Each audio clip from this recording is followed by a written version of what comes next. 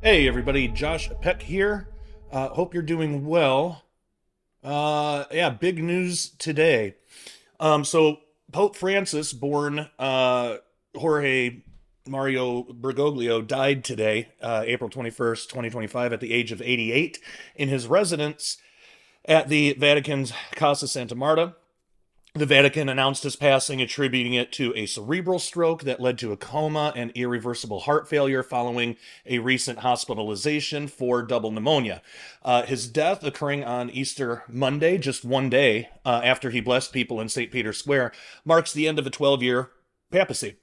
Cardinal Kevin Farrell, the Carmelengo, confirmed the death and will oversee the transition until a new pope is elected. And it is said that a new pope won't be elected for at least another 15 days. And this has some people wondering, how does this relate to the prophecy of the popes? And if you don't know what that is, don't worry, we're going to break it all down and get all into this. But first, if you haven't had a chance to do so, if you're watching this on YouTube, please subscribe, click the bell to turn on all notifications so you know when we post a new video. So please subscribe if you have not already. It's a great way to help us out. It helps get these messages out. It helps the algorithm send it out to more people. So we want to make sure that happens. All right. So all that being said, a few weeks ago, when Pope Francis became deathly ill, I released a video, a podcast, and a blog about what this means for a curious prophecy that Tom Horn and Chris Putnam wrote about in their book Petrus Romanus. The prophecy of the popes, attributed to Saint Malachy, a 12th century Irish archbishop, is one of the most intriguing and debated prophetic texts in Catholic history. It's a series of 112 cryptic Latin phrases, each describing a future pope, beginning with Celestine II in 1143, and it's been discussed for centuries. The prophecy concludes with a figure known as Petrus Romanus, or Peter the Roman, whose reign is said to coincide with the destruction of Rome and the Last Judgment. And if you never heard about it, don't worry about it. I'll break it all down here. So, let's look at some historical context and the origins. So, Saint Malachy was born in 1094 in Armagh, Ireland.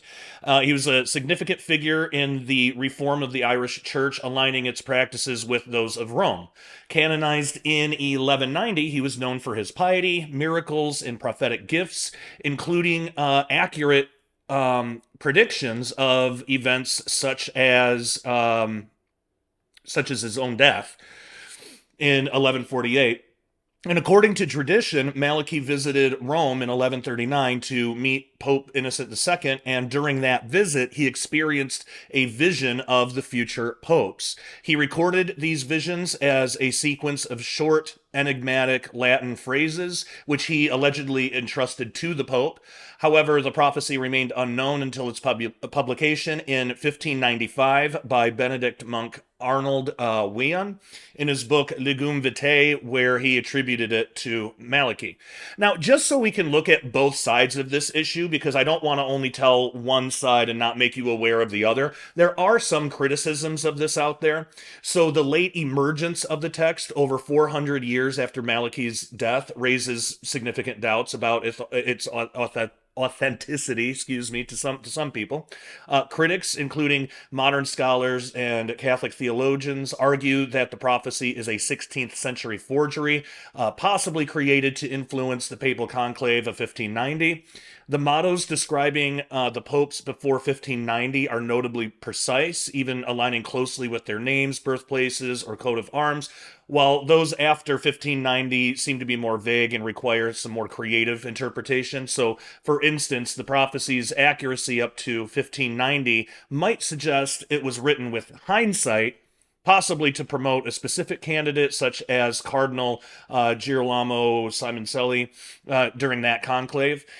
Additionally, Saint Bernard of Clairvaux, Malachy's contemporary biographer, makes no mention of the prophecy, and that further fuels skepticism. But despite those concerns, supporters argue that the prophecy's rediscovery after centuries in the Vatican archives explains its absence from earlier records, and its continued relevance stems from its perceived accuracy in describing later popes. So I just wanted to make sure we get both sides of that. There's a lot of supporters of it, but just so you know, just so you're aware, there are some criticisms as well. Okay, so let's look at its actual structure. The prophecy of the popes consists of 112 Latin mottos, each intended to symbolize a pope, or in some cases, anti-popes, from Celestine II to the final pope, Petrus Romanus. The phrases are typically brief and symbolic, referencing a pope's name, birthplace, family crest, or significant events during their reign. So, for example, the motto for Celestine II, which was from 1143 to 1144, is Ex Castro Tiberis, or from a castle on the Tiber, which aligns with his birthplace in Città di Castello near the Tiber River. The prophecy's final entry for the 112th Pope, this is what everybody is mostly interested in, reads this. This is how it reads. In the final persecution of the Holy Roman Church, there will reign Peter the Roman, who will feed his flock amid many tribulations, after which the seven-hilled city will be destroyed and the dreadful judge will judge the people, the end.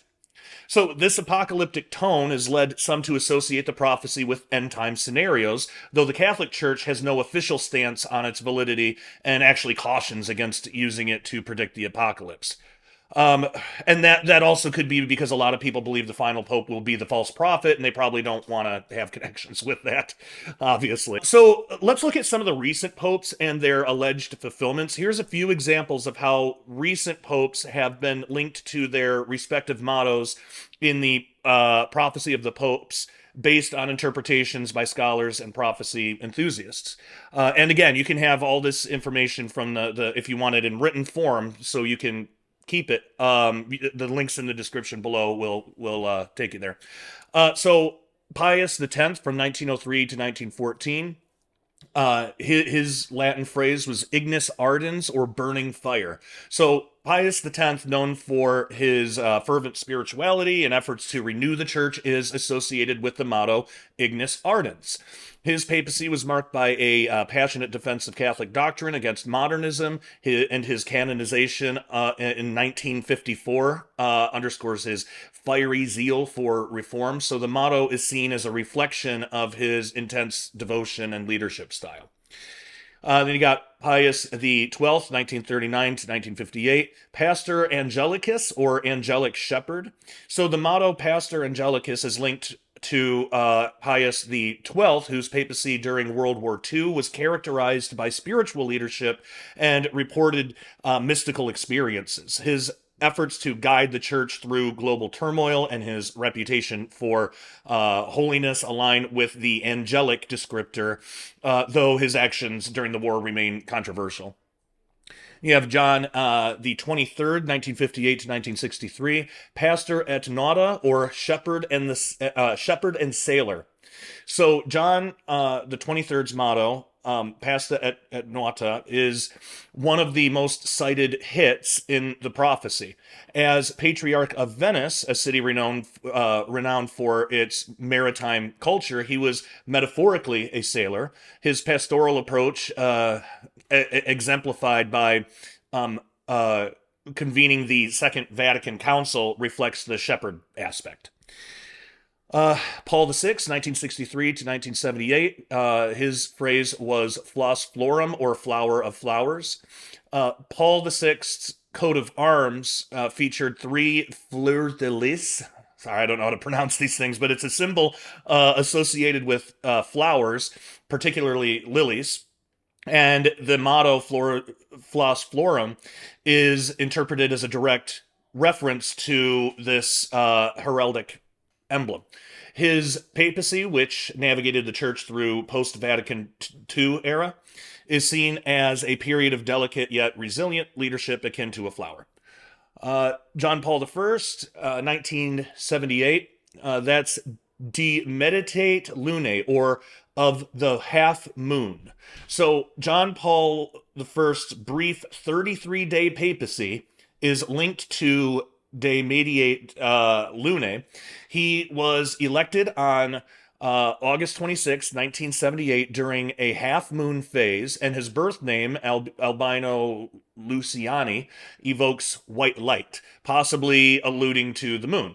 The Diocese of Belluno, where he was born, means beautiful moon, further tying him to the motto. And then the brevity of his reign, only 33 days, adds another layer to this interpretation.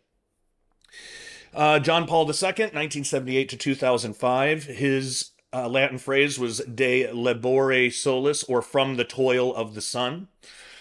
John Paul II's motto, De Labore Solis, is associated with his birth on May 18th, 1920, during a solar eclipse.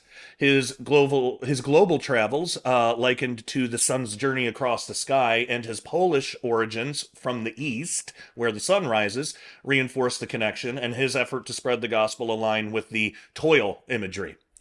Then you have Benedict the 16th, 2005 to 2013, Gloria Alive, or Glory of the Olive. The motto Gloria Alive is linked to Benedict the 16th through the Benedictine order, which has a branch called the Olivitans, and the olive branch as a symbol of peace. Now, here's where it gets a bit tricky. So all of those are just a few of the more recent ones with their prophecy and how they were fulfilled. But this is where it gets a little tricky. For a number of reasons, some have noted that the next pope, the one after Benedict, the one who just died, Pope Francis, wasn't a legitimate pope. And we'll get into that in a little bit. But let's look. Let's look at his prophecy, Let's look at his prophecy to see if there's a connection to Peter the Roman. So the last one, Francis, 2013 to 2025, Petrus Romanus, or Peter the Roman. So Pope Francis, the current pope as of April 2025, is often associated with the final motto, Petrus Romanus. So born Jorge Mario Bergoglio in Argentina, he has no direct connection to Rome by birth, but his Italian heritage, his parents were Italian immigrants, and his role as Bishop of Rome, the Pope's title, are cited as fulfilling the Roman aspect. The name Francis, inspired by Saint Francis of Assisi, whose father was named Pietro or Peter, provides another link to the Peter thing. And then remember too the prophecy of Peter the Roman. This is again what it reads. Oops. Okay, sorry about that. This is again what it reads. In the final persecution of the Holy Roman Church, there will reign Peter the Roman, who will feed his flock amid many tribulations, after which the seven-hilled city will be destroyed and the dreadful judge will judge the people. The end. So if Francis was Peter the Roman, the prophecy says that he will reign, then after which, sometime, the seven-hilled city will be destroyed and the dreadful judge will judge the people. It doesn't say how long after, but presumably it would be before another pope could be put in place, I would suppose, but we don't know for sure. It doesn't say. But what if Francis was never legitimate to begin with and was, in a sense, just a placeholder? That would make the next pope, according to the prophecy, Peter the Roman. And strangely enough, the top contender is actually named Peter. We'll get into that in just a minute. A number of people believe that Francis wasn't legitimately canonically elected. So for reasons that remain unclear, they argue that he was inserted as a stopgap placeholder until the actual Pope number 112, Petrus Romanus, could step into the role.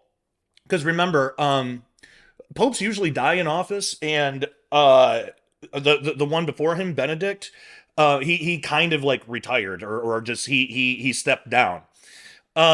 So the weird circumstances behind this alleged placeholder false pope might never be completely uncovered, but mystics like Father Herman Bernard Kramer hinted at such a possibility in his book, The Book of Destiny. In a distinctive reading of Revelation chapter 12, specifically the Great Wonder in verse 1, Father Kramer noted this, quote, The sign in heaven is that of a woman with child crying out in her travail and anguish of delivery. In that travail, she gives birth to some definite person who is to rule the church with a rod of iron. Verse 5. It then points to a conflict waged within the church to elect one who was to rule all nations in the manner clearly stated. In accord with the text, this is unmistakably a papal election, for only Christ and his vicar have the divine right to rule all nations, but at this time the great powers may take a menacing attitude to hinder the election of the logical and expected candidate by threats of a general apostasy, assassination, or imprisonment of this candidate if elected. End quote. Okay. Now, I know that was a lot. And even though I do not align at all with Kramer's take on the book of Revelation, but his concern that, quote, great powers may take a menacing attitude to hinder the election of the logical and expected candidate, end quote, strikes a chord with the worries of priests highlighted elsewhere in the book Petrus Romanus. They too foresaw a looming crisis for the church, one that would pave the way for the emergence of the false prophet and the Antichrist. So when Jesuit Jorge Mario Bergoglio became Pope number 112, taking the name Pope Francis, he quickly made several intriguing moves to tie himself to the Peter the Roman label from the prophecy of the popes. So first, he chose the name St. Francis of Assisi, an Italian or Roman friar born Giovanni, but later known as Francesco di Pietro, or Peter, di Bernardone, a name that directly translates to Peter the Roman, matching the prophecy's final line. Second, Pope Francis was well aware that Francis of Assisi was a prophet who warned that this last pope would, quote, be raised to the pontificate who by his cunning will endeavor to draw many in error and death, for in those days Jesus Christ will send them not a true pastor, but a destroyer, end quote. So that came from Francis of Assisi himself. It's striking that Francis would adopt the name of someone who issued such a dire prediction about the final pope. Third, he appointed Pietro Parolin as the Vatican's Secretary of State, a figure whose name also evokes Peter the Roman, and who could ascend to the papacy, who could ascend now to the papacy. And actually, it seems like this is the top runner guy. If Francis's election was not canonical, Parolin could even be seen as the true Pope number 112 in that case. Notably, the New York Post recently pegged Parolin as the leading candidate to be the next Pope. One of the last things that Tom Horn ever talked about was this. He believed that Pietro Parolin could be the actual real 112th Pope, and that he might fulfill the Peter the Roman prophecy, that he might actually be the fulfillment of it. And again, there are the final words from the prophecy of the popes itself, which says, when these things are finished, the city of 7 hills will be destroyed, and the dreadful judge will judge his people. Now, certain Catholics suspect that something illegitimate might have taken place behind the scenes at the last conclave, suggesting that, for reasons still unclear, Francis was slotted in as a temporary placeholder until the true Pope 112, Petrus Romanus, could take over. And this idea might tie back to his choice of St. Francis of Assisi as a namesake, since that ancient friar foretold that, quote, a man not canonically elected will be raised to the pontificate, end quote. And once more, the murky motives behind a placeholder or false pope remain mostly hidden from the public, but still, it's worth remembering that both Catholics and Protestants have long seen the prophecy of the popes as just one of many signs pointing to Rome's role in the end times. So, We got two different ways that this could. I mean, well, there's three possibilities here. One, all of it's just bunk. That's a possibility. But if it is true, then we have two possibilities on how this could play out. Um, it says sometime after Peter the Roman, like it says Peter the Roman's reign, and then it says after that the great judge and all this stuff will happen. So it doesn't say how long after, if it's directly after. So it could be, if he was Petrus Romanus, if Francis actually was Peter the Roman, it could be that just sometime after that, that's when all this stuff is going to happen. And it would seem to make sense that that would be before a new pope could be elected. Although, again, we've read the quote a couple of times. It doesn't directly say that. Or what I think Tom Horn really believed and was leaning towards, at least, um, that Francis was more of a placeholder, wasn't really. It was like an illegitimate pope. It was more of a placeholder kind of thing. And since he wasn't legitimately elected, that the next pope, possibly this Parolin guy, Pietro Parolin, what's his name? Yeah, Pietro Parolin. Um, he is seen as the top candidate, that maybe he will actually be Peter the Roman, possibly the false prophet, possibly leading on into the tribulation and end times.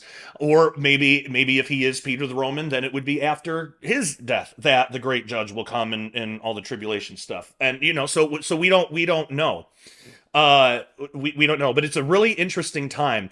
And remember, the closing words of the prophecy of the popes also foretell Rome's destruction. It says, "In extreme persecution, the seat of the Holy Roman Church will be occupied by Peter the Roman, who will feed the sheep among many tribulations. When they are over, the city of seven hills will be destroyed, and the terrible and fearsome judge will judge his people." It's a slightly different translation, but it means basically the same thing.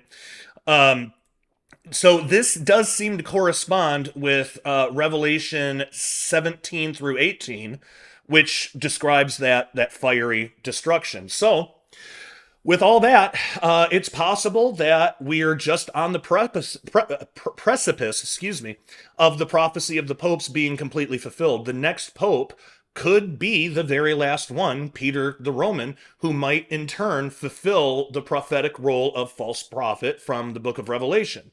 But as always, we will keep our eyes open to see what happens, and we will report on it here. Again, please subscribe. Please click the bell to turn on all notifications so you'll be made aware whenever we do a new video. And when a new pope is selected, I'll cover that. I'll cover that as well.